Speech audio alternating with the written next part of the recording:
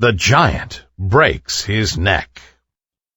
Jack's mother shrank back, and it was well she did so, for just as the giant took hold of the last branch of the beanstalk, Jack cut the stem quite through and darted from the spot.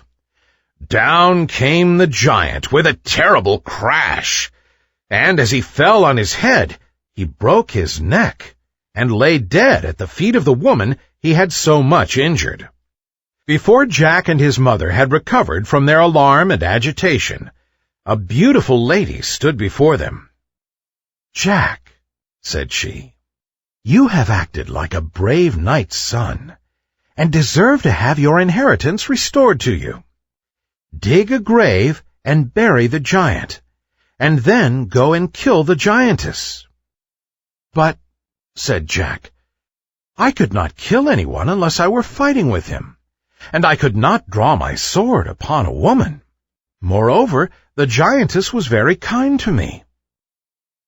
The fairy smiled on Jack. "I am very much pleased with your generous feeling," she said.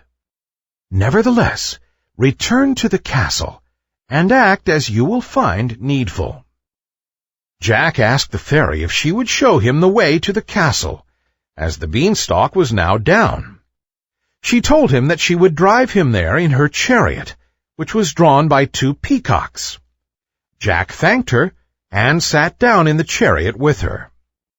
The fairy drove him a long distance round, till they reached a village which lay at the bottom of the hill.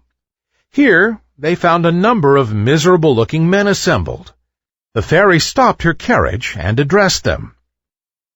"My friends," said she, "the cruel giant who oppressed you and ate up all your flocks and herds is dead, and this young gentleman was the means of your being delivered from him, and is the son of your kind old master, the knight." The men gave a loud cheer at these words, and pressed forward to say that they would serve Jack as faithfully as they had served his father. The fairy bade them to follow her to the castle, and they marched thither in a body, and Jack blew the horn and demanded admittance. The old giantess saw them coming from the turret loophole.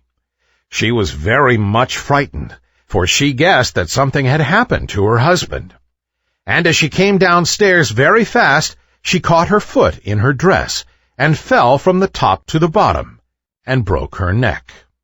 When the people outside found that the door was not open to them, they took crowbars and forced the portal.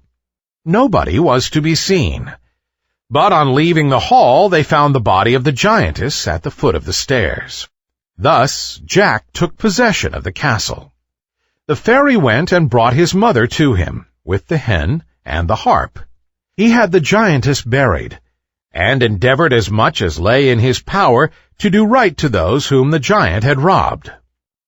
Before her departure for fairyland, the fairy explained to Jack that she had sent the butcher to meet him with the beans, in order to try what sort of lad he was. "If you had looked at the gigantic beanstalk, and only stupidly wondered about it," she said, "I should have left you where misfortune had placed you, only restoring her cow to your mother. But you showed an inquiring mind, and great courage and enterprise. Therefore you deserve to rise, and when you mounted the beanstalk, you climbed the ladder of fortune." She then took leave of Jack and his mother.